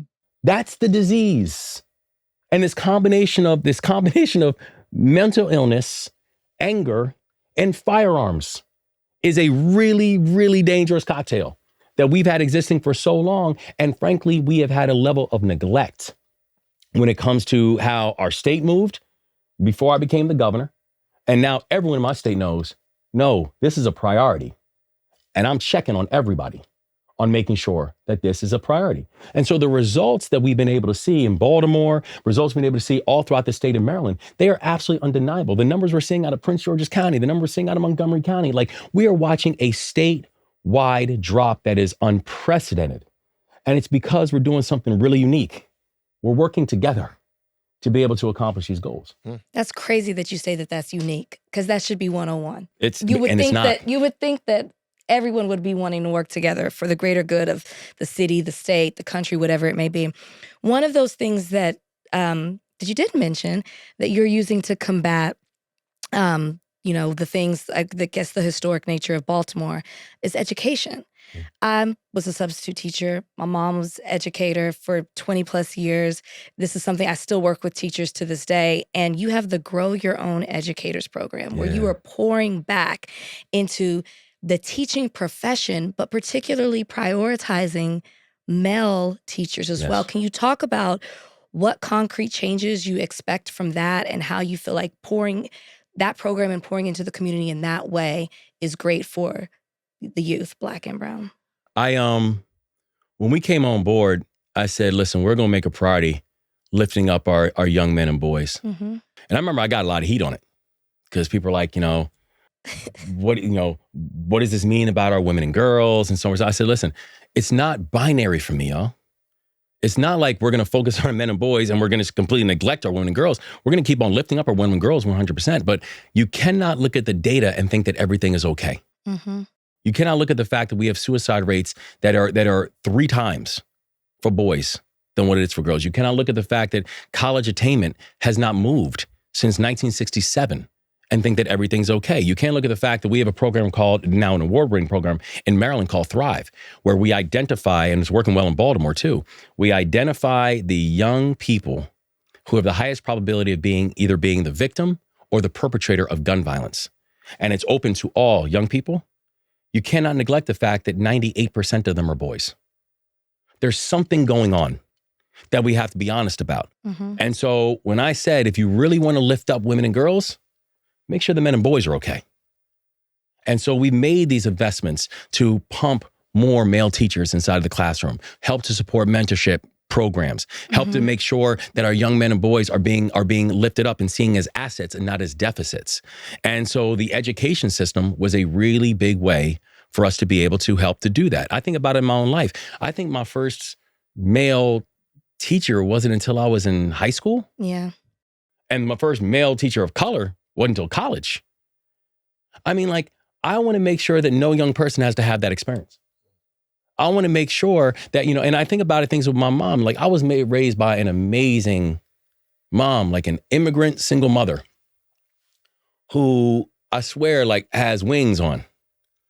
But I know one thing, and she'll tell you this, the one thing she can never do, teach me how to be a man.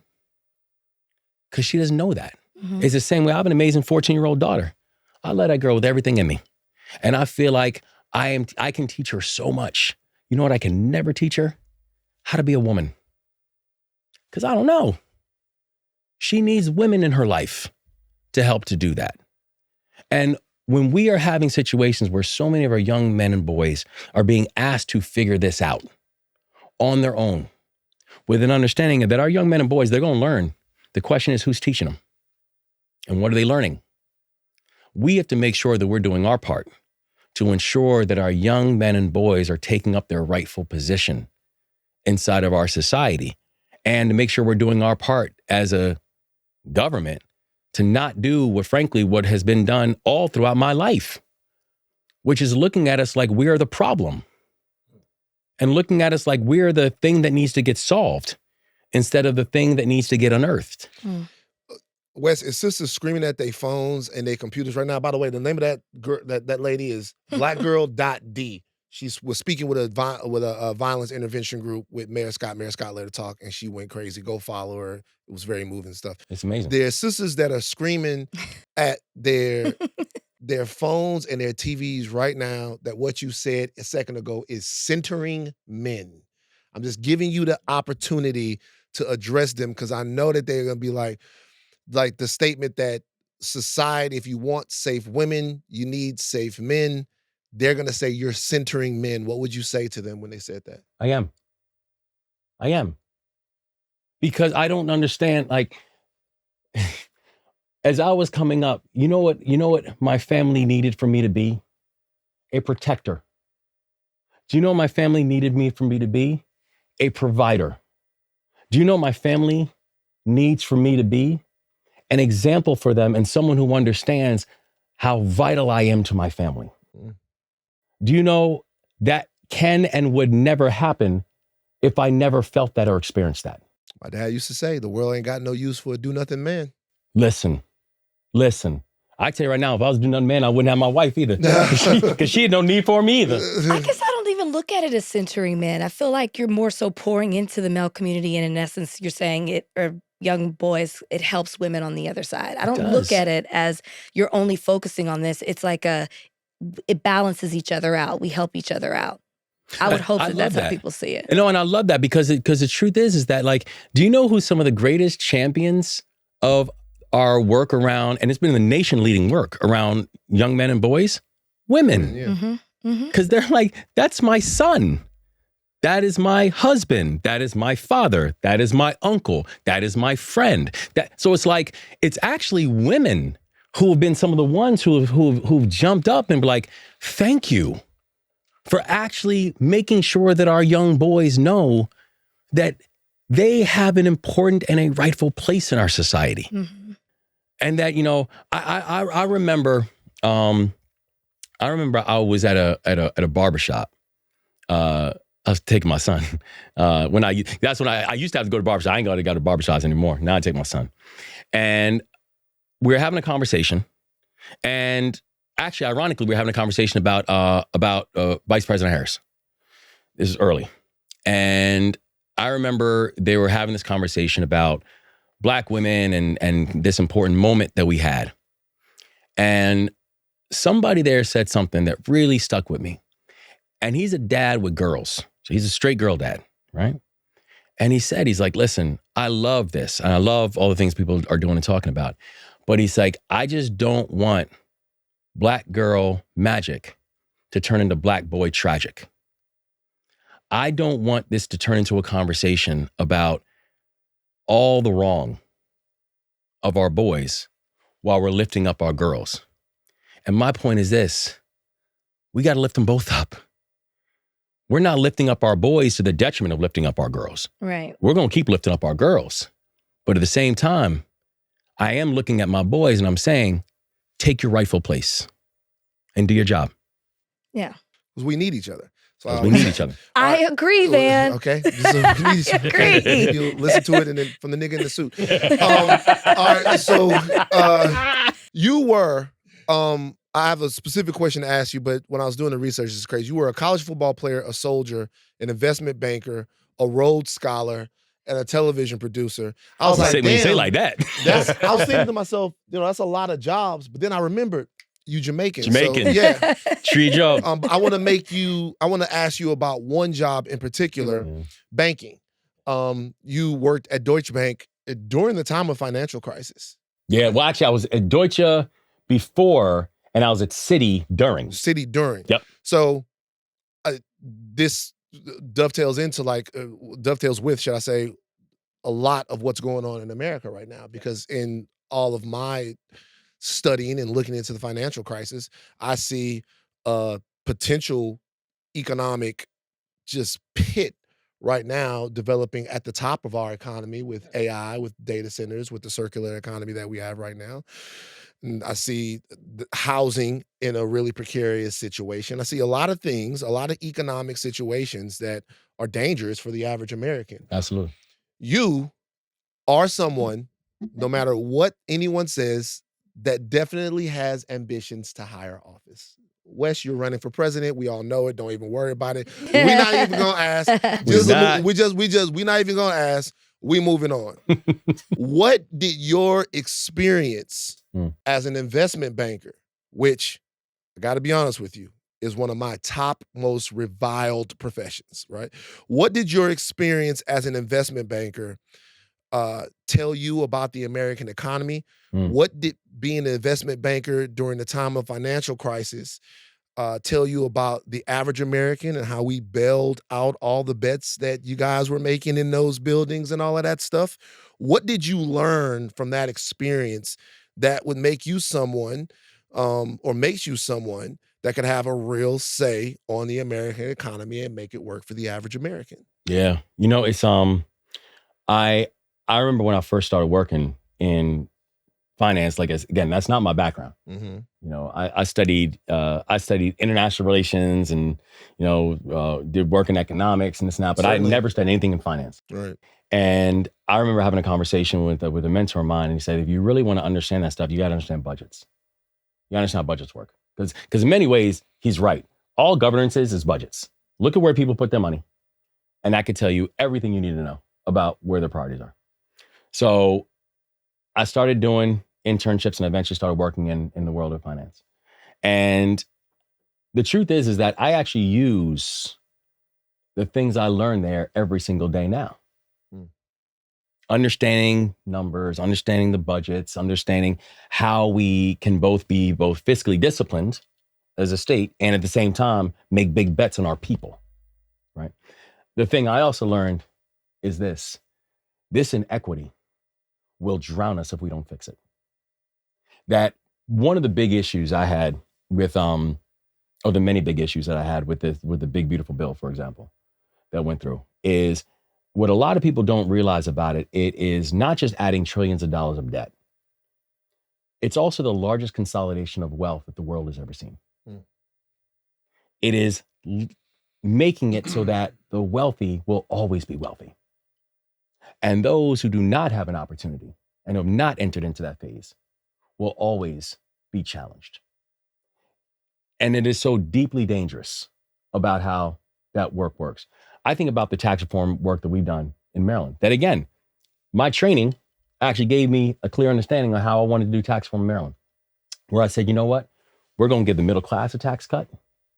We gave military veterans a tax cut in our state. And you know who I told to pay more? The wealthy. That in Maryland, we did an entire frame where I said, I'm giving the middle class and giving working families a tax cut. But those who are wealthy, I'm going to ask you to pay more so we can have the best public schools in this country. Why do you think people react so viciously when someone like Zohran Mamdani says something like that, when it seems as if that is the way to make the average American economically sound, which is to give them more money in their pocket and to make sure that people at the top of the tax rate are paying their taxes? Because I think it goes back to Tax who reacts so violently to it. It's the people who we are asking to pay more. Mhm. And the thing about it is, and why I find this to be so, so wild to me, is the top tax bracket right now is like 38%. Yeah. Y'all know, like during the time of like Nixon, it was at like 90. Yeah, it was like way high, the Great Compression. Exactly. We do know that if you look at what Donald Trump has now instituted, it is literally the biggest giveaway to millionaires and billionaires that this country has ever seen. What is happening right now as we speak? The same time that he's talking about cutting people off SNAP and cutting people off their healthcare, we're making it so much easier and taking off the tax burden off of millionaires and billionaires inside of this country. So to be honest with you, I don't have, when I hear people who are complaining about the fact that, I am asking in Maryland that we've reformed the tax code to give the middle class a tax cut and ask the wealthy to pay a little more so I don't have to lay off police officers and firefighters, and making sure we have the best public education system in this country and we can invest in our roads and our bridges.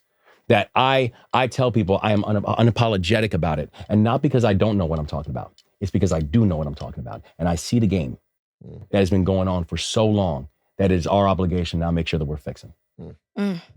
Well, since we can't talk about, what maybe some of your goals are past, We can talk about my we're goals. not going to talk about them past Just being the ask him, government. ask him. Are you Well, running no, for? no. Ask him the question. He'll answer if you ask him. Ask whatever question. He's running for re-election. I got re-election in less than a year. Right. And I'm trying to tell you something too.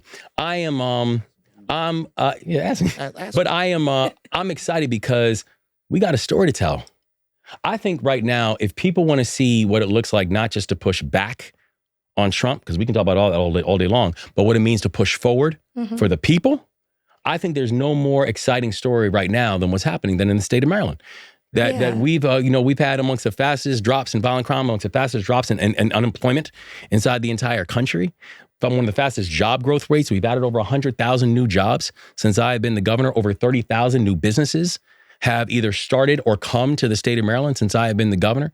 That and like we have the first state with a service year option for all of our high school graduates. That the first state that now has a focus on ending child poverty and the racial wealth gap. Like Maryland is moving, and so like I'm really excited that next year we're going to get a chance to go back in front of our people and ask them for another 4. I like that you say push forward. When you look at the attack that Trump is having on blue states in particular, and how he's talking about withholding SNAP benefits from blue states. Exactly. Like what does pushing forward look like? What kind of action can you take towards something like that? Yeah, I mean, or like against something. Perfect example. If you take SNAP as one example, when he decided to break the law so he could starve my kids and starve our families, we sued him, and we won in courts, because I'm thankful that at least the courts understood that cruelty also is not just cruel. Oftentimes cruelty is illegal. And they held our case on it. And so we beat Trump in court. We beat Trump multiple times in court now, actually, at this point. But that was an example of pushing back. An example of pushing forward was when Donald Trump then started complaining and saying that he is not sure if he wants to follow the court order.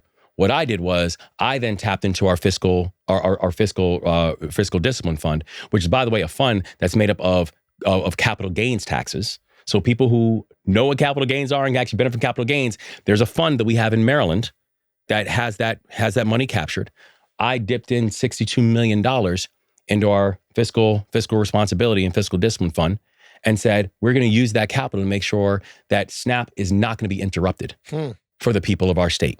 So that's an example of we both push back by suing them, and we push forward by saying we're going to tap into these funds from capital gains to make sure that people's SNAP is not going to be interrupted and people are not going to have to go hungry because we have a president of the United States who's acting like a child. Have you had to have direct conversations with him?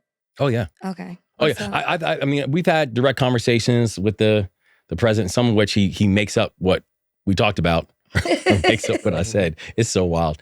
But no, absolutely. And direct conversations with members of the administration. But the truth is that, like, it's not that the relationship between our federal government and our states has been altered. In many cases, just been severed.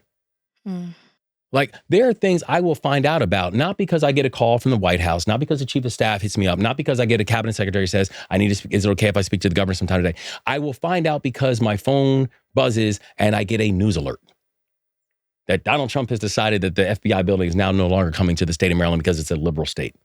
That Donald Trump has decided that our people out in Western Maryland, who frankly voted for him by 78%, now are not going to get any federal disaster relief because Donald Trump literally says support for Maryland is not warranted. Despite the fact that all of our people in Western Maryland, and we were some of the first boots on the ground when they had historic floods out there, and they voted for him, that he now turns around and says, you're on your own. And which, by the way, that I was thankful because since we were some of the first boots on the ground, we provided millions of dollars to our folks out in Western Maryland. And some of the first people that came out and endorsed me when I ran for re-election were actually a whole series of Republicans all across the state, to include the mayor of a town called Westernport, which is one of the towns that was most hit, who's been a lifelong Republican. But she says, but I'm supporting the governor because he shows up and he builds a table that's big enough for all of us. I got one more touchy one for you. And then we're going to move on. This is all good. All right. Okay. So you've called out anti-Semitism that you see in our society, but you've also been vocal in the past of the need to see a ceasefire in Gaza. Yeah. A lot of politicians are not able to make the distinction between criticizing the state of Israel or criticizing the actions of the state of Israel in Gaza and holding space for Jewish brothers and sisters here and worldwide Jewry. How do you do that when other people seem unwilling to do it? For me, this is not complicated because, like, for example, I am a patriot. I love the United States of America. I love this country. I have fought for this country. I will always fight for this country. But I think that the president of the United States right now is abhorrent. And I don't see how it can be any different. Where I can say, I believe in the Israeli people. I believe in the state of Israel. And I think what Bibi Netanyahu is doing right now, when you are using food as a war tool, like what we're seeing in Gaza, or when we are seeing what's happening right now in the West Bank with the settlers and allowing settlers to just do whatever it is they want to do. I don't know how anyone can just sit on their hands and think that this is okay. It is not okay. And so I have had the chance. I sat with the families of hostages from October 7th in my office and prayed with them. I've also sat with Palestinian students and Palestinians in my state and sat in my office and prayed with them too. And so while, yes, my heart absolutely breaks for what Hamas did on October 7th, and I'll never forget that, I also know that for my Palestinian folks in Maryland and our Palestinian students, I also know that the heartbreak for them that we have now seen in Gaza and that we have now seen in that we're seeing in the West Bank and throughout, that is real. And my heart breaks for them too. And also for them that for much of the oppression and the heartbreak, that started well before October 7th. So my baseline is humanity. And I don't think that humanity has a matrix to it. Doesn't have a side. It doesn't have a side. That if we are all God's children, then by definition, we're brothers and sisters. And so I don't know why anybody can justify the idea that some brothers and sisters deserve a greater level of humanity than other brothers and sisters. And I've been very clear that in my state, Jews, Muslims, Hindus, Christians, like agnostic, everybody has a right to feel safe in my communities. Everybody has a right to feel safe in their own skin. Everybody has a right to feel safe in their homes of worship. And so my belief that the Palestinian people deserve a safe and a restful place inside of the region and that Israelis deserve a safe and restful place inside the region. I don't think that saying I believe that both those two things are real and that leadership in Israel and throughout the region requires people who actually believe that too. That I don't think that that's a comment that is extreme. Yeah. In any case, Shouldn't be. If humanity is extreme, then I don't know what place in the society we're at right now. All right, lightning round, culture. Go. You ready? We ready? We ready? Okay. All right. First question, lightning round. Who's your favorite Republican? Oh, in Maryland or across the country? Who's your favorite Republican? Um, And if don't say Lincoln. All No. right, come on, man. No, you know who I love. Actually, there's a lot of Republicans who are my guys. The mayor of Lonaconing, Mayor Coburn, Jack Coburn, who's a lifelong Republican, and I was talking with him on I think it was my third day in office. I called him up, and he was having a water crisis, having a boil water advisory, and I said, you know what, Mayor, I'm on my way. And so I went out there, and when I met him, I said, Mr. Mayor, it's good to meet you. Wes Moore, Governor. He said, Mr. Governor, do me a favor, turn 360 degrees. He said, only guarantee I can give you is you ain't see a Democrat within 5 miles of anywhere you just look. Oh, wow. And he said, but you're the first governor that's been here since 1996. Yeah. And he has become a very, very close and dear friend. So if I had to pick one, and I got a lot of Republicans who I'm very close with, but I pick one, I go with my guy, Mayor Coburn. Who's your favorite Wire character? Ooh, Omar. Okay. Omar. All I right. think Omar, that's a hard one. Actually, Marlowe's great. But I gotta go with Omar because I think Omar is the most complicated Yeah. of all the characters. Marlo and Omar, you didn't pick no police. Okay, now. And you know what's crazy? And remember how Omar, after all he did, how he went out. Yeah. It was just Random sneak. that's like, insane. Random kid just saw him, took his shot. It was like little homie Kennard. Yes. Yeah, cause like Kennard almost couldn't believe that he killed Omar. Omar. Like he was like he saw Omar, he took the shot, and that like The Wire is just amazing fiction.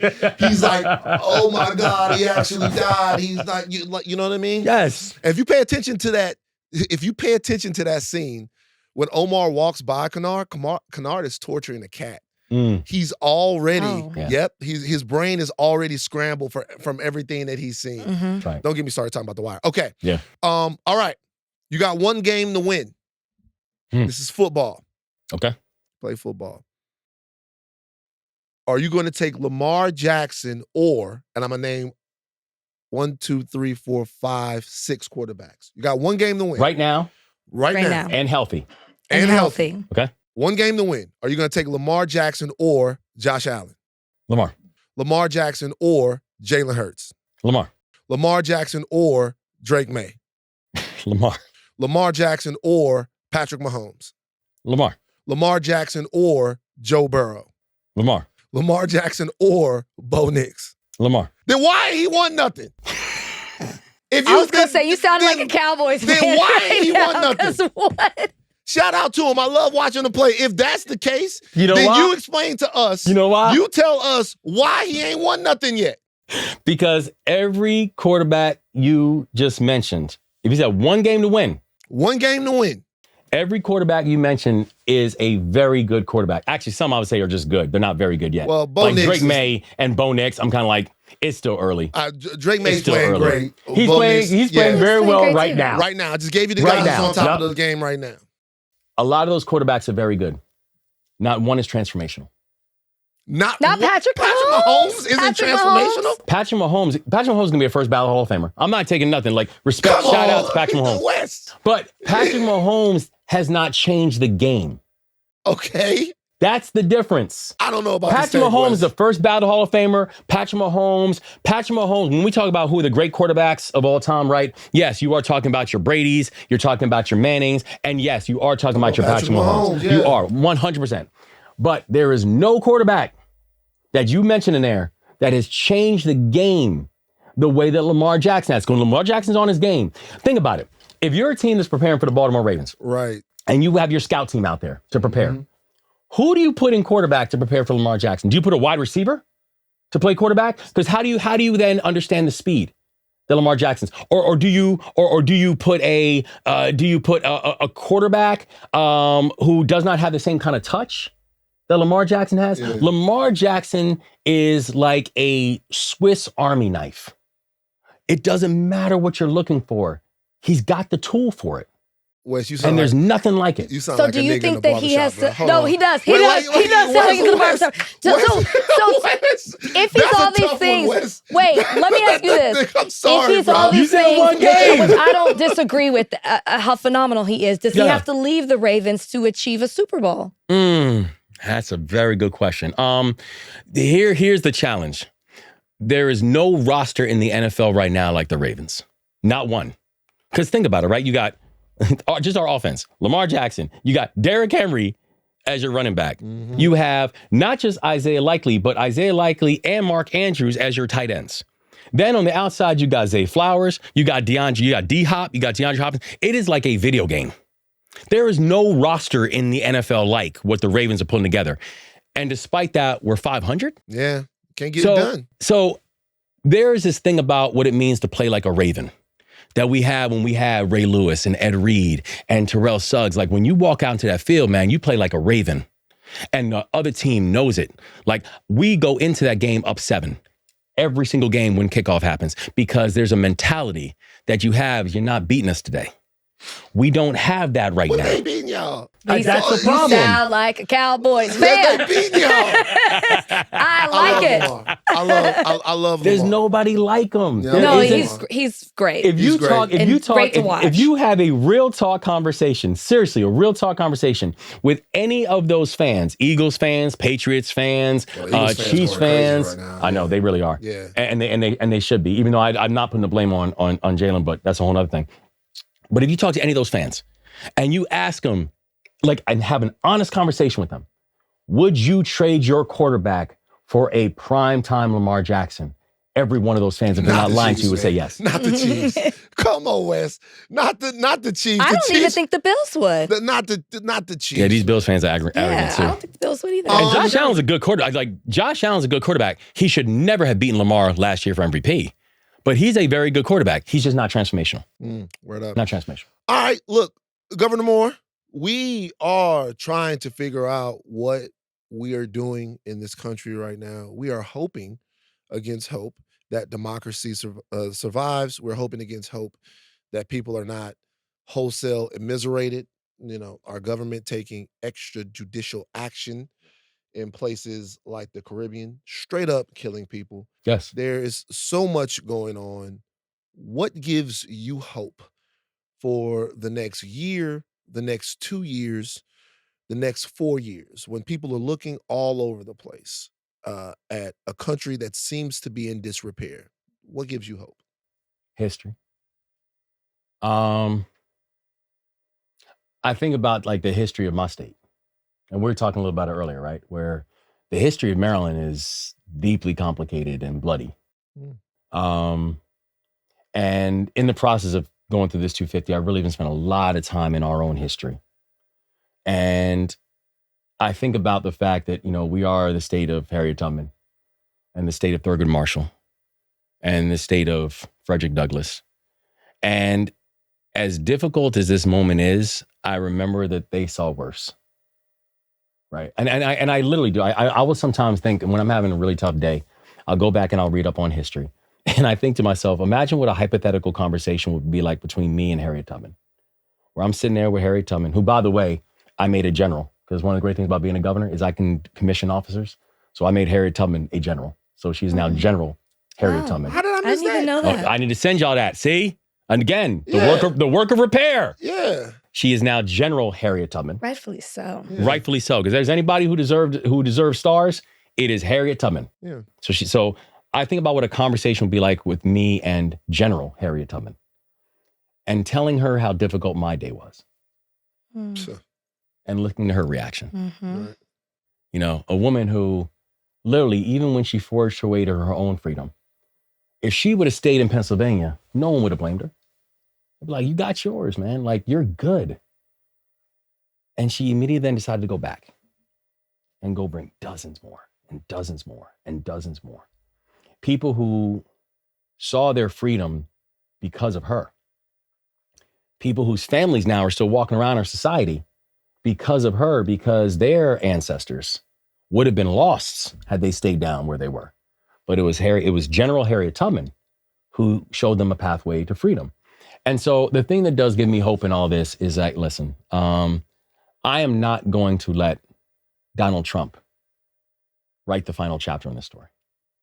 I'm not going to let, it's the same way we're pushing on the redistricting effort right now in the state of Maryland. I'm not going to let Donald Trump to be the one to determine what our democracy looks like. The people determine what our democracy looks like.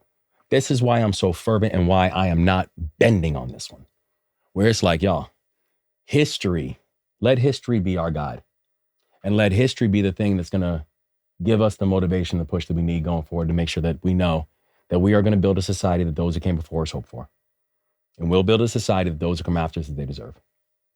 Wow. Governor Moore, thank you for joining us on Higher Learning. You'll have to come back when you run for president. Yeah. You know what's coming. Appreciate you, brother.